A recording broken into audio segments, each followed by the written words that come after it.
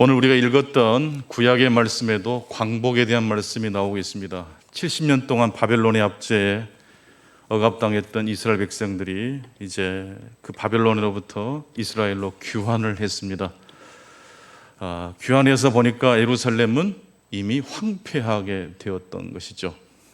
절망과 낙심의 상황인데 이 절망 속에서도 이스라엘 백성들은 희망을 이야기하고 있습니다. 광복을 이야기하고 있습니다.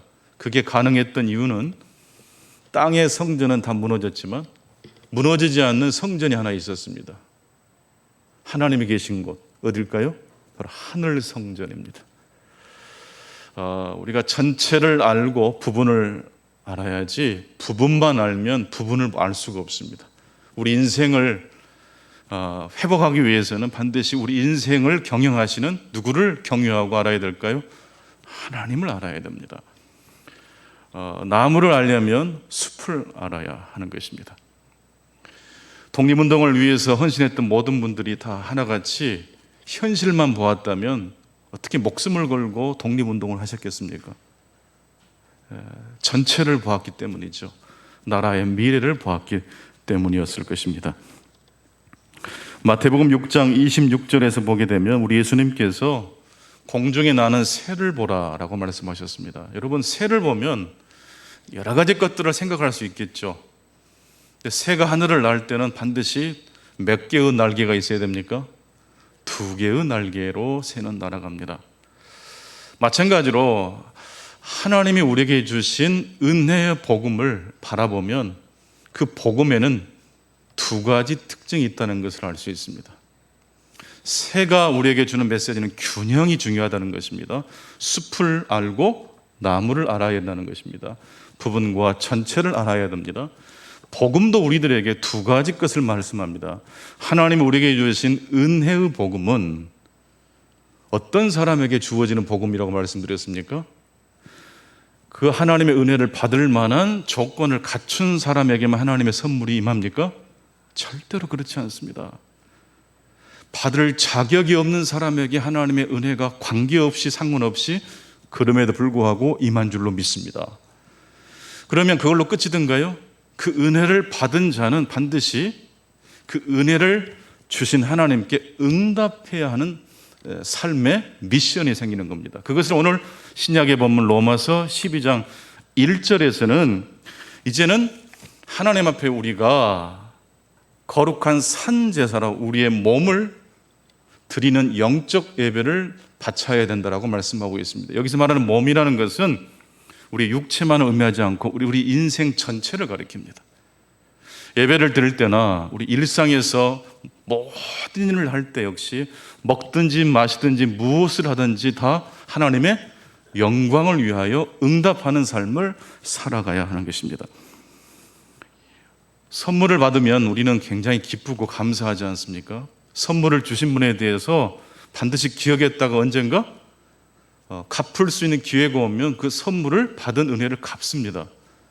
하물며 세상적 선물도 그런데 하나님이 우리에게 주신 은혜의 선물에 대하여 우리 믿음의 사람들은 그대로 있을 수가 없습니다. 응답하는 삶을 살아야 합니다. 복음에는 2가지가 있습니다. 은혜가 있고 응답이 있다는 것입니다. 새의 날개에 2개가 있는 것처럼 복음에도 2개의 날개가 있습니다. 조건 없이 관계없이 주어지는 하나님의 은혜에 응답하는 우리 신자의 삶이 필요하다는 말씀입니다. 로마서 12장 1절 말씀을 같이 한번 읽겠습니다. 시작. 그러므로 형제들아 내가 하나님의 모든 자비하심으로 너희를 권하노니 너희 몸을 하나님이 기뻐하시는 거룩한 산 제물로 드리라. 이는 너희가 드릴 영적 예배니라. 그러므로 하나님의 영광스러운 은혜의 복음이 이러함으로 하나님이 이렇게 우리에게 은혜의 선물을 관계없이 조건 없이 우리에게 부어주셨으므로 이제 어떻게 해야 한다는 것입니까? 응답하자는 이야기를 말씀합니다. 복음은 항상 하나님이 우리에게 무엇을 해주셨는가에서부터 시작됩니다. 우리가 하나님 앞에 무엇을 드리고 헌신했느냐 여기서부터 출발하지 않고 하나님이 우리에게 무엇을 해 주셨는가에서부터 시작됩니다. 그래서 복음을 이렇게 설명할 수 있습니다. 나는 용납받았다. 그러므로 순종한다입니다. 같이 따라서 해보실까요? 나는 용납받았다. 그러므로 순종한다. 이 복음의 시작은 항상 하나님의 행동으로부터 시작됩니다. 하나님 우리에게 관계없이 조건 없이 은혜를 부어 주신 것으로부터 시작됩니다. 그것을 힘입어서 그러므로 우리의 몸을 산 제물로 하나님 앞에 드리는 영적 예배자의 삶을 살아갈 줄로 믿습니다. 우리가 뭔가 선행을 하고 하나님께 순종을 했기 때문에 하나님의 인정을 받는 것이 아닙니다. 그런 방식은 세상의 방식입니다. 우리가 추구하지 않았음에도 불구하고 하나님의 은혜로 예수 그리스도의 신실하심을 통해 주신 영광스러운 복음으로 우리들이 구원을 얻게 된 것입니다. 언제나 하나님의 은혜가 먼저고 그에 대한 우리의 행동은 그 다음인 것입니다. 로마서 5장 6절로 8절 말씀은 하나님의 은혜의 선물이 어떤 사람에게 주어졌는지를 아주 명확하게 말씀하고 있습니다.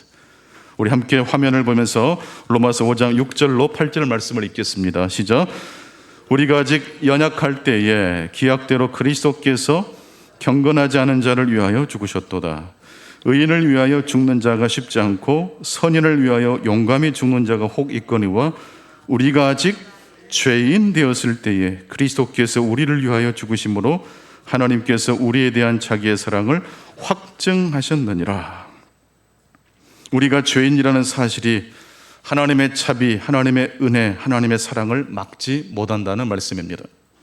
심지어 로마서 5장 20절을 보게 되면 죄가 더한 곳에, 죄가 많은 곳에 은혜가 더 넘친다고 말씀하고 있습니다. 인간의 죄, 불순종이 하나님의 은혜의 복음을 가로막지 못한다는 말씀입니다. 바로 그것을 붙들고 신뢰하며 나아가시는 우리 모든 충광의 성도님들 되실 수 있기를 바랍니다. 요한복음 3장 16절 역시 동일한 말씀입니다. 하나님이 우리에게 요구하시는 것은 헌신과 사랑과 충성이 아니고 믿음입니다. 무엇에 대한 믿음을 하나님이 우리에게 원하실까요? 하나님이 우리를 사랑하신 것에 대한 믿음입니다. 우리 함께 요한복음 3장 16절 말씀 읽겠습니다. 하나님이 세상을 이처럼 사랑하사 독생자를 주셨으니 이는 그를 믿는 자마다 멸망하지 않고 영생을 얻게 하려 하심이라. 하나님이 우리를 사랑하셨습니다. 그래서 우리가 하나님을 사랑하라고 말씀하지 않으시고 하나님은 우리에게 뭘 요구하십니까? 그냥 신뢰하고 믿으라라고 말씀하십니다. 탕자가 아버지 집에 돌아왔을 때 탕자가 해야 될 일은 딱 한 가지예요. 나를 조건 없이 용납해 주신 아버지의 사랑을 믿고 신뢰하는 것입니다.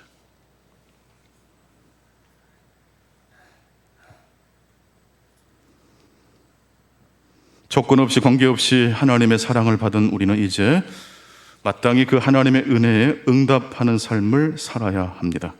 그래서 로마서 12장 1절을 보게 되면 하나님의 모든 자비하심으로, 이 자비하심은 은혜입니다. 은혜로 너희를 권면하노니.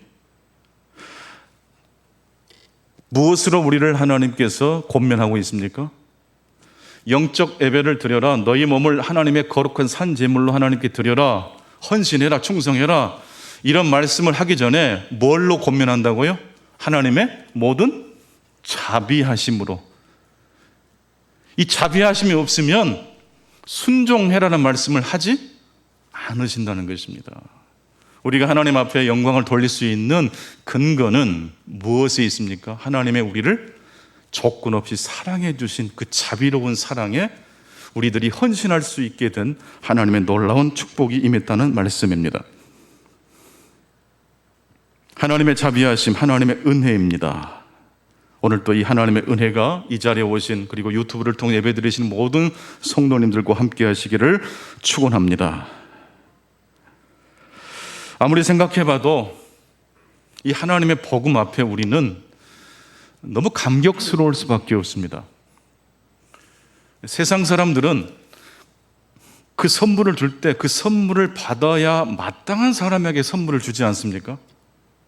근데 복음이라는 이 하나님의 은혜의 선물은 관계없이 조건 없이 주어지기 때문에 이게 우리로 하여금 충격을 받게 합니다.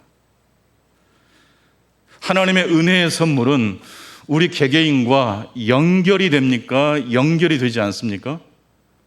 우리 형편과 처지를 보게 되면 이 하나님의 선물과 우리가 어울립니까? 어울리지 않습니까? 어울리지 않습니다. 그래서 하나님의 은혜의 선물은 우리 인간의 삶에 비상응적이다라는 이야기를 말씀드릴 수 있습니다. 연관이 없다는 뜻이에요. 나와 같은 죄인에게, 허물 많은 인생에게 어떻게 이 하나님의 은혜가 올 수 있단 말입니까? 라는 뜻입니다. 그러므로 우리는 하나님의 은혜에 감격하여 응답하는 삶을 마땅히 살아가야 할 것입니다.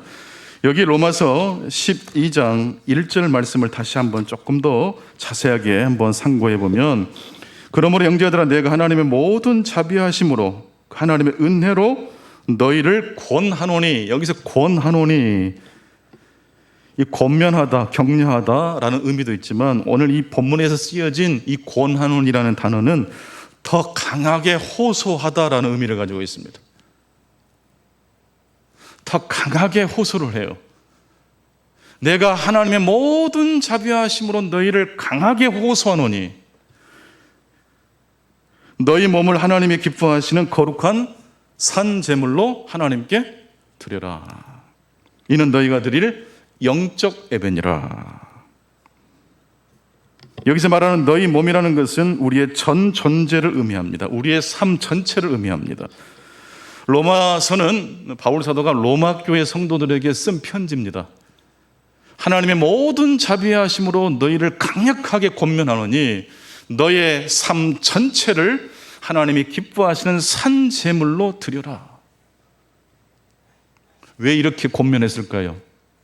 아직 이 당시에는 기독교가 이렇게 전 세계적으로 확산되기도 전이었고 로마 안에서도 아주 미미한 세력이었습니다. 그래서 바울 사도는 이미 하나님의 은혜를 받은 자에게 이렇게 권면하는 겁니다. 너희들의 삶을 통해서 하나님이 기뻐하시는 삶을 드러내지 않으면 하나님이 어떤 분인지를 이 세상 사람들이 알 수가 없느니라. 여러분, 한 사람 한 사람이 오늘 또 이 세상 사람들에게 읽혀지는 하나님이 파송하신 그리스도의 편지라는 사실을 기억하시기를 바랍니다. 하나님의 영광스러운 복음이 우리의 삶 속에서 드러나야 합니다. 또한 로마 교회 성도들 공동체 안에서 이 하나님의 은혜의 복음이 드러나야 됩니다. 어떻게 하면 우리의 삶에 하나님의 복음을 아름답게 드러낼 수 있을까요? 우리의 전 존재를 어떻게 하면 하나님의 기뻐하시는 산제물로 드릴 수 있을까요? 지난주 우리가 살펴보았던 요한복음 13장에 나오는 베드로의 사건 기억나실 줄 압니다. 예수님께서 베드로의 발을 씻겨주시려고 할 때 베드로는 거절한 게 아니라 사실은 저항했다고 말씀드렸습니다. 왜 거절을 넘어서 베드로가 예수님께서 발을 씻겨주시는 것을 저항했을까요?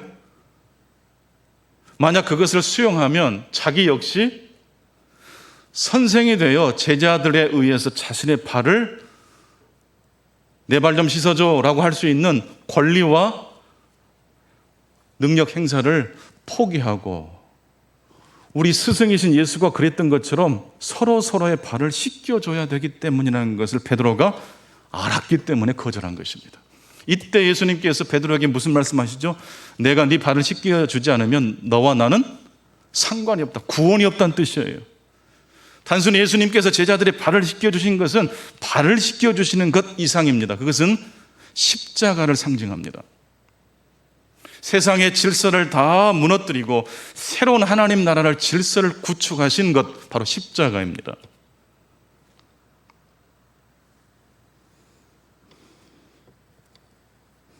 베드로의 마음속에는 예수님보다 자기가 더 중요했던 것입니다. 여러분, 신앙생활의 핵심은 우리의 몸을 거룩한 산 제물로 하나님께 드리는 것의 핵심은 뭘까요?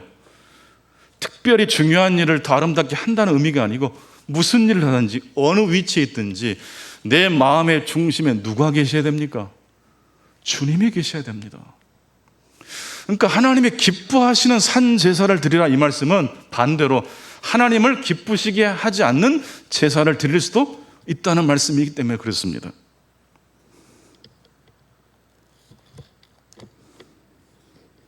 골로새서 1장 13절로 14절에 보게 되면 이런 말씀이 있습니다. 우리 화면을 보시면서 같이 읽겠습니다. 그가 우리를 흑암의 권세에서 건져내사 그의 사랑의 아들의 나라로 옮기셨으니 그의 아들 안에서 속량 곧 죄사함을 얻었도다. 이 구원을 속량이라고 표현을 했습니다. 속량, 값을 지불하고 노예를 사다라는 의미입니다. 이게 구원입니다. 기독교에서 말하는 구원이란 어떤 주인이 값을 지불하고 어떤 노예를 산 다음에 해방시켜주는 것이 기독교에서 말하는 구원이 아닙니다. 그런 구원이라면 이제부터 내 마음대로 살아도 된다라는 자유가 구원의 본질이 되겠죠. 기독교에서 말하는 구원이란 예수님이 우리 대신 십자가에 달려 피 흘려 죽으심으로 하나님께서 우리를 값을 지불하고 사신 거예요. 이제 우리는 누구의 사람이 된 겁니까? 하나님의 사람이 된 것입니다.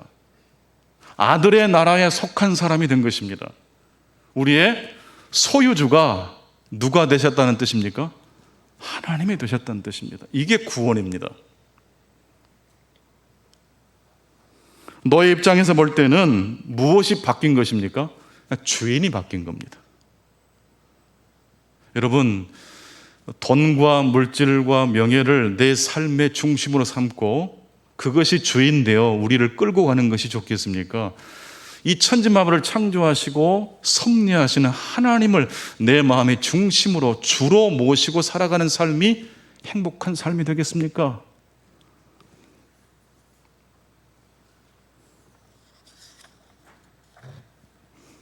신앙이란 내 뜻대로 내 마음대로 살아가는 것이 아니라 주님을 기쁘시게 하는데 우리의 시간과 물질을 드리는 겁니다. 여러분의 시간의 주인은 누구십니까? 아버지 하나님이십니다. 이것이 얼마나 중요한 이야기인지 몰라요. 여러분이 아무리 노력을 해도 잃어버린 돈은 역전이 가능하지만 한번 써버린 시간은 다시 되찾을 수가 없어요. 시간보다 더 중요한 건 없어요. 목숨보다 더 소중한 건 없어요.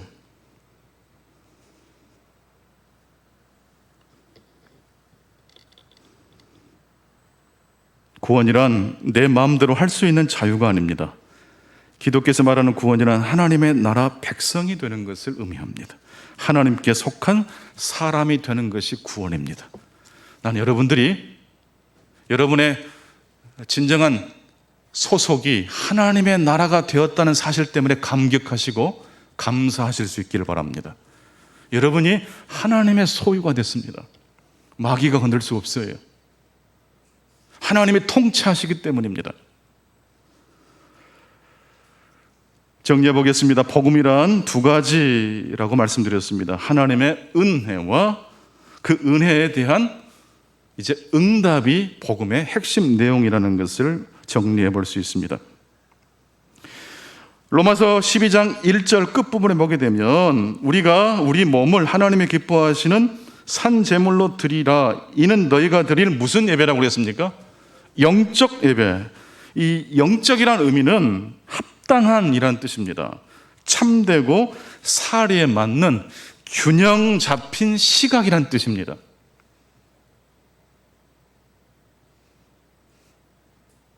사람은 일평생 자기 얼굴을 자기가 볼 수 있다고 했습니까? 없다고 했습니까? 없습니다. 거울을 통해서 보지 자기가 자기 자신을 성찰할 수 있는 사람은 없습니다.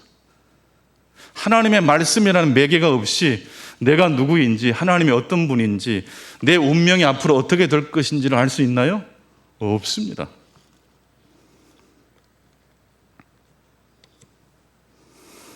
하나님의 은혜를 받았기 때문에 우리는 그 은혜를 다른 사람에게 계속해서 나를 통해서 전파될 수 있도록, 선순환이 될 수 있도록 하나님의 도구로 쓰임받기를 기도하실 수 있기를 바랍니다.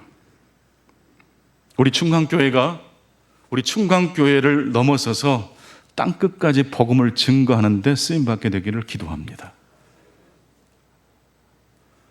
하나님과의 관계 회복이 구원의 출발이라면 그것이 점점 확대되는 것이 선교입니다. 그렇다면 어떻게 하면 이 하나님의 은혜의 선물이 계속 선순환되는 삶을 살 수 있을까요? 첫 번째, 하나님이 그렇게 하나님의 은혜가 우리 공동체 안에 땅끝까지 이 은혜가 전파될 수 있도록 두 가지 귀한 은총을 베풀어 주셨는데, 첫 번째, 오늘 본문을 통해서 하나님이 우리에게 주신 귀한 선물이 있습니다. 그것은 바로 은사라는 선물입니다. 몸 안에 이 하나님의 그 그리스도의 몸, 교회를 교회되게 하기 위해서 하나님이 우리 성도들에게 뭘 주셨다고요? 은사를 주셨습니다. 그래서 로마서 12장 3절부터 한번 쭉 읽어보시겠습니다. 여러분 자신에게 하나님이 주신 은사가 있을 거예요. 이건 내게 주신 것 같다 싶으면 속으로 아멘 하시면서 읽으시면 돼요. 로마서 12장 3절부터 8절까지 우리 쭉 쉬지 않고 읽겠습니다. 시작. 내게 주신 은혜로 말미암아 너희 각 사람에게 말하노니 마땅히 생각할 그 이상의 생각을 품지 말고 오직 하나님께서 각 사람에게 나눠주신 믿음의 분량대로 지혜롭게 생각하라.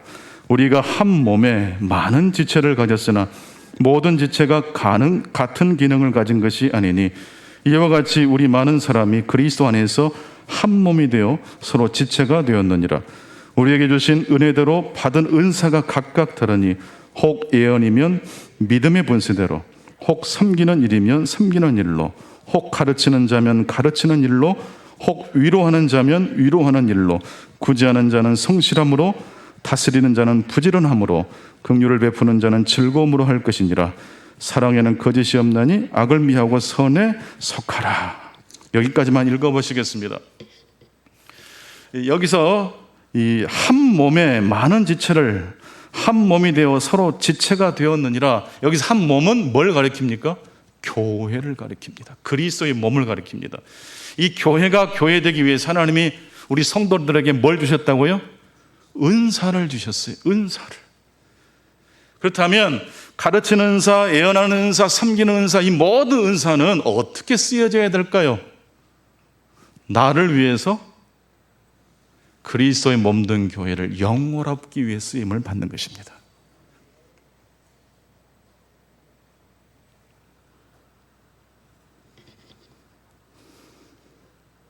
서로 지체가 되었느니라. 은사는 나를 위해 쓰는 게 아니고 함께 하나님의 백성이 된 우리 성도들을 위해서 사용하라고 주신 겁니다.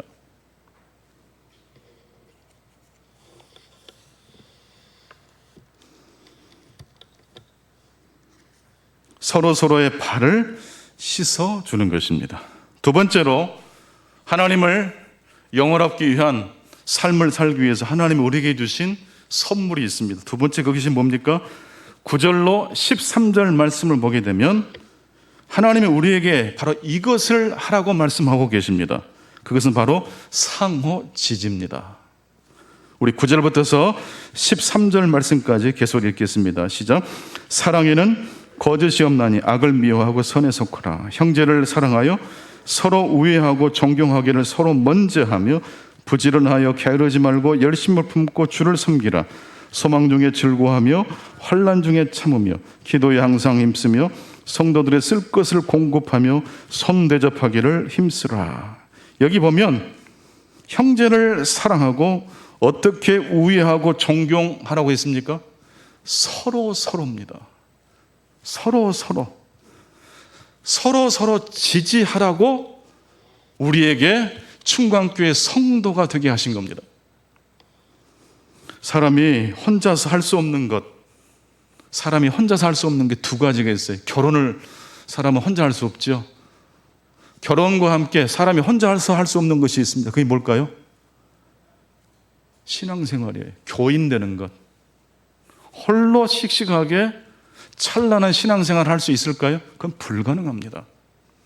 야고보서 5장 16절 말씀에도 너희 죄를 서로 고백하고 병 낫기를 위하여 기도하라.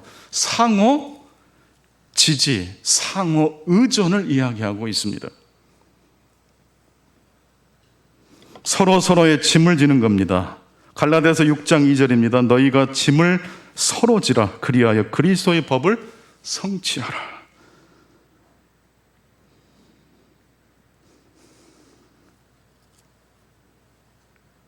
C.S. 루이스가 삼위일체 하나님에 대해서 설명을 하면서 비유적으로 하나님은 춤을 추시는 하나님이시다라는 표현을 썼습니다. 이번 도쿄 올림픽 여자 배구가 4강까지 올라갔죠. 제 마음에는 금메달인데 여러분들은 어떻게 생각하십니까? 근데 이 경기 할 때마다 코트에서 뛰는 선수 외에 제 눈에 들어온 선수들이 있었어요. 우리 편이 이기면 그 후보 대기하고 있는 선수들이 어떻게 하던가요? 막 강강술래를 해요. 막 좋아가지고 그 모습을 보는데 얼마나 뭉클했는지 몰라요. 여러분, 성령님은요, 삼위일체 하나님은요, 어떤 분이라고요? 춤추시는 하나님이에요. 근데 여기서 춤도 혼자 추는 춤이 아니고 함께 강강술래하는 춤과 같아요. 원래 삼위일체 하나님은 서로에게 속해 있는 분이에요. 단독 플레이를 하지 않으세요. 함께 춤을 춥니다. 서로에게 서로를 내어주는 사랑이라는 뜻입니다. 그것이 바로 삼위일체 하나님의 핵심입니다. 나를 중심으로 다른 사람이 내를 중심으로 삥삥 돌아가면서 춤을 추는 게 아니라 서로에게 서로가 자신을 내어주는 거예요. 계속 멤버를 바꿔서 춤을 추는 것과 똑같아요. 이게 바로 상호성이에요. 이 상호성이 바로 사랑이란 뜻이고, 이 사랑의 반대말이 자기 자신을 중심으로 다른 사람을 돌리는 춤을 추는 게 바로 죄고 사랑의 반대말이라는 뜻이에요.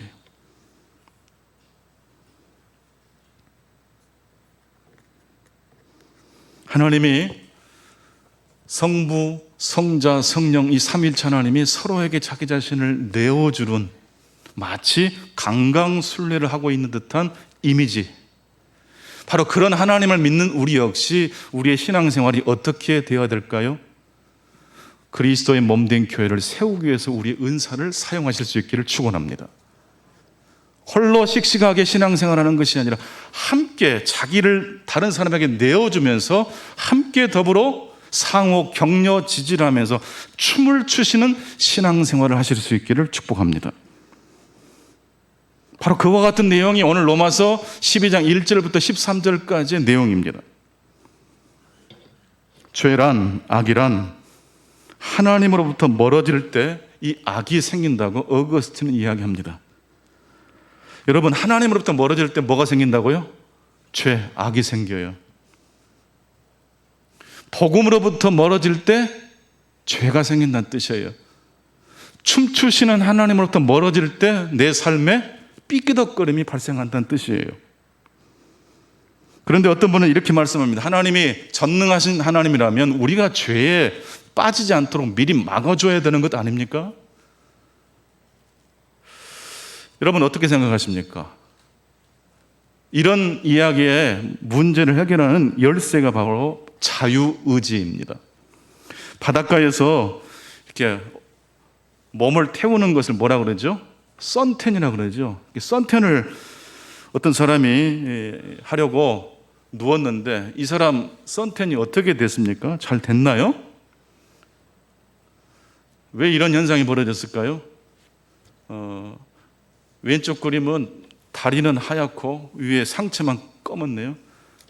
바지를 입은 채 몸만, 상체만 선텐을 했겠죠. 누구 잘못입니까? 태양의 잘못입니까? 본인이 잘못한 겁니까? 그러니까요, 이게 바로 악이 생기는 이유예요.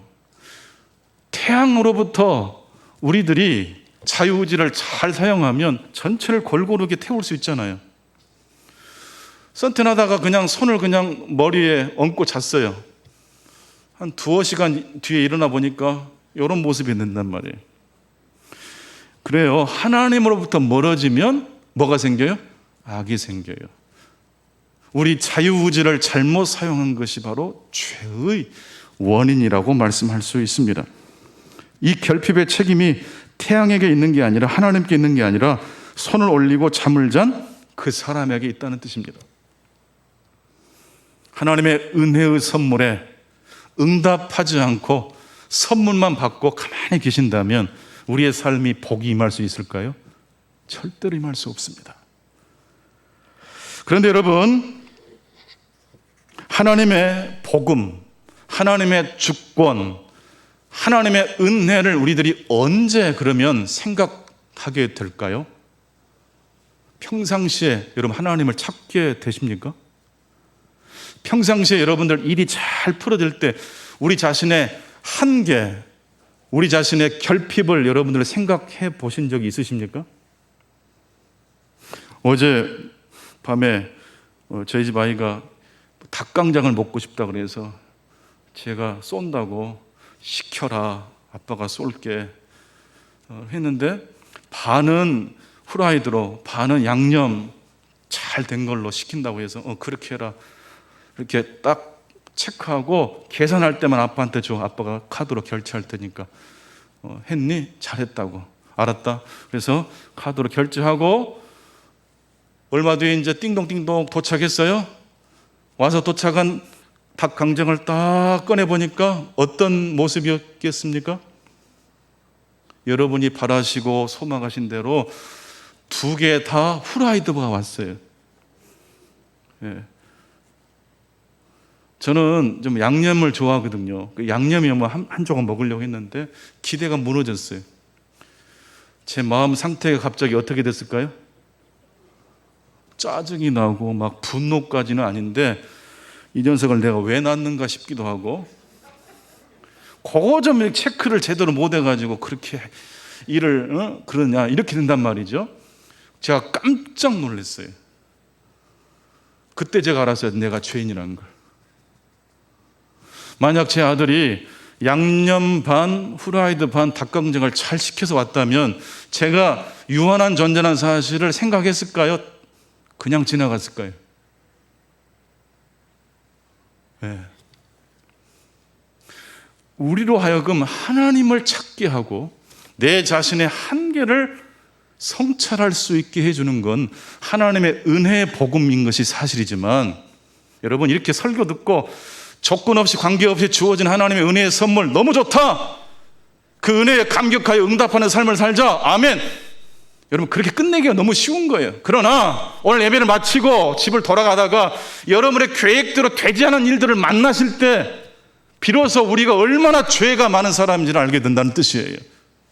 그리고 그때 우리가 내 한계를 돌파할 힘이 없기 때문에 누구를 찾게 돼요? 주님, 제가 여기 있습니다.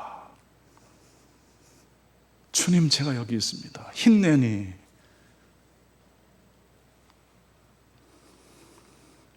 어제도 제가 이발하면서 동네를 좀 왔다 갔다 했는데 두 분을 만났어요. 우리 성도님들.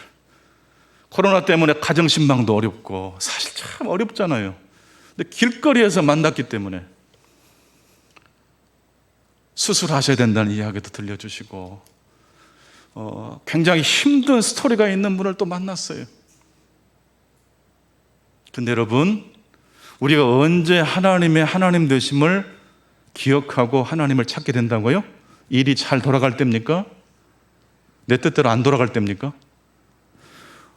화장실 문을 여는데 문고리를 잡고 딱 돌렸는데 평상시라면 어떻게 돼야 됩니까? 오른쪽으로 잘 돌아가야 되지 않습니까? 근데 안 돌아가져요.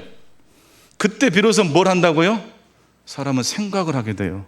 이게 뭔 일이지? 어떤 경우는 아예 문고리 자체가 사라지고 없어요. 아침에 일어나다 보니까. 그럴 때 무슨 생각한다고요? 이게 뭔 난리야? 하나님의 은혜가 관계없이 조건 없이 그럼에도 불구하고 우리에게 임한 줄로 믿습니다. 그 은혜에 응답하는 삶을 사실 수 있기 바랍니다. 근데 이 복음을 언제 우리들이 내 삶 속에서 내 삶의 자리에 끌고 들어온다는 말씀입니까? 내 계획대로 모든 일이 잘 돌아갈 때입니까? 차질이 생길 때입니까? 차질이 생겼을 때입니다. 작고 사소한 일이지만 그 사소한 일이 내 뜻대로 통제가 되지 않을 때 짜증이 나고 분노가 폭발해요. 여러분, 그때 여러분들이 평상시 이 세상에 흘러가던 내 삶에 제동이 걸린 것이고, 그때 우리 안에 있는 은혜가 성령의 역사함으로 하나님을 찾게 되시는 계기가 되시기를 축원합니다. 하이데거라는 철학자는 우리 인간은 이 세상에 던져진 존재라 이야기합니다. 그러니까 우리가 가만히 있으면 이 세상이 하는 대로 다 끌려간다는 뜻이에요. 모든 일이 이 세상이 원하는 대로 잘 돌아가면 좋겠죠. 취업도 잘 되고 장거도 잘 가고 사업도 잘 되고. 그런데 여러분, 이게 다 잘 된다고 좋을까요? 이 세상이 원하는 대로 계속 가다 보면 우리의 삶의 마지막 목적지는 어디일까요? 하나님이 기뻐하시는 곳일까요? 그렇지 않을 가능성이 분명히 있다는 뜻이에요. 그러면 언제 우리가 이 세상에 던져진 이 시스템에서 제동이 걸려지고 잠깐 멈춰서 자기 자신과 세상을 성찰하게 됩니까? 하이데거는 불안이 올 때라고 이야기합니다. 결핍이 올 때. 불안과 결핍의 근원지는 어디입니까? 시간입니다. 시간. 죽음. 영상을 하나 좀 보았으면 좋겠어요. 우리나라 지금 2020년도 기준으로 보면 65세 이상이 812만 5,432명, 전체 인구의 15.7%고요. 이 중에 치매 환자가 83만 2,795명, 치매 유병률이 10.25%입니다. 다른 사람의 이 이야기가 아니고 이제 우리의 이야기가 됐어요. 짧은 영상입니다. 좀 조명 꺼주시고 한번 봤으면 좋겠어요.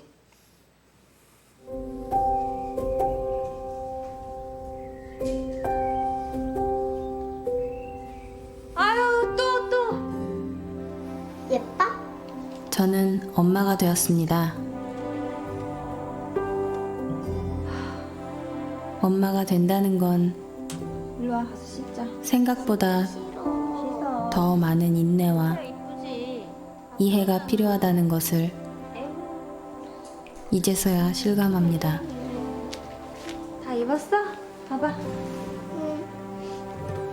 그래도 내가 더 노력해 볼게. 앉아봐. 내가 엄마니깐. 우리 오늘 어디 가는지 알지?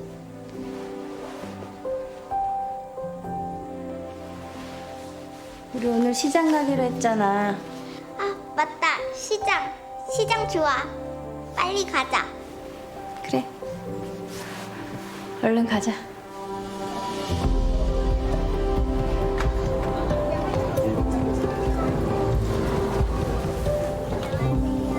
네, 안녕하세요. 호떡 사러 가자. 웬 호떡? 호떡 좋아하지도 않으면서. 사러 가자. 알았어. 먼저 반찬 좀 사러 갈까? 응. 안녕하세요. 안녕하세요. 아이고 오랜만이시네. 아유 여전들 하셔.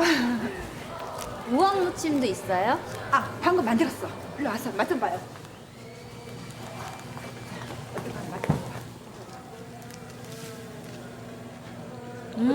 맛있어. 맛있어요. 우리 명란젓도 좀 살까? 명란젓 좋아하잖아.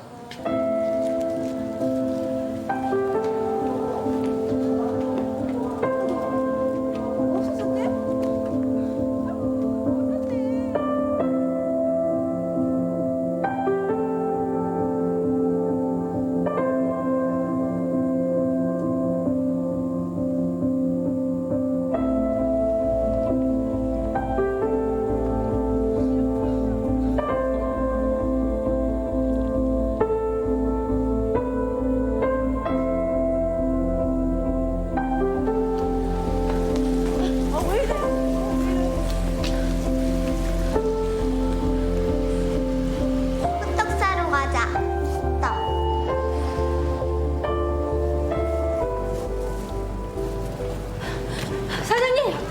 혹시 이렇게 생긴 사람 없었나요?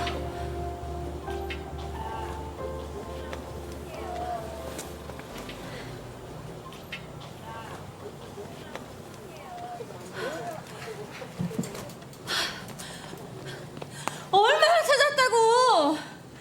왜 이러는 거야, 진짜 속상하게. 언제부터 이런 거 좋아했다고. 아니, 호떡 좋아하잖아. 너가 좋아하잖아.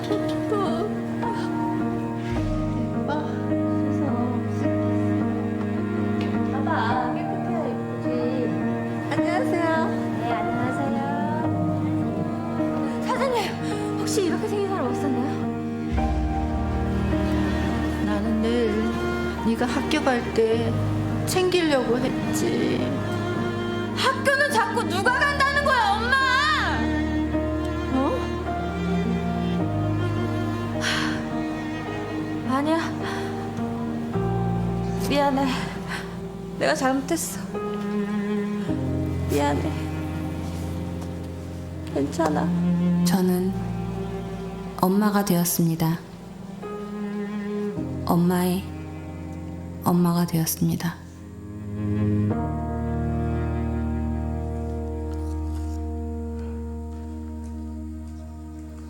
치매가 무서운 부담과 이유는 책임을 함께 통제가 나누겠습니다. 안 되기 당신 때문입니다. 그리고 끝이 예견되어 있기 때문입니다.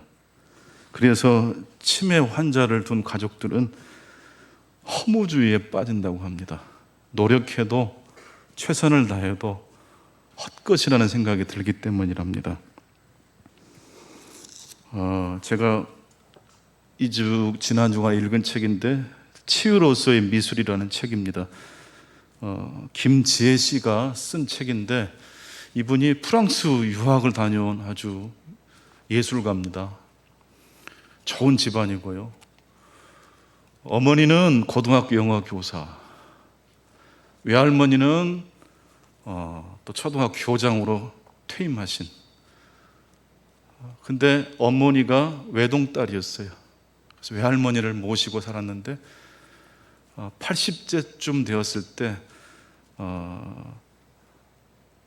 화장실에서 그만 넘어지셔서 그때부터 이제 치매가 오기 시작했고, 집에서 그 외할머니를 어머니가 정말 정성을 다해서 모셨는데 한 8년 정도 모셨을 때쯤 어머니도 치매 진단을 받게 됩니다.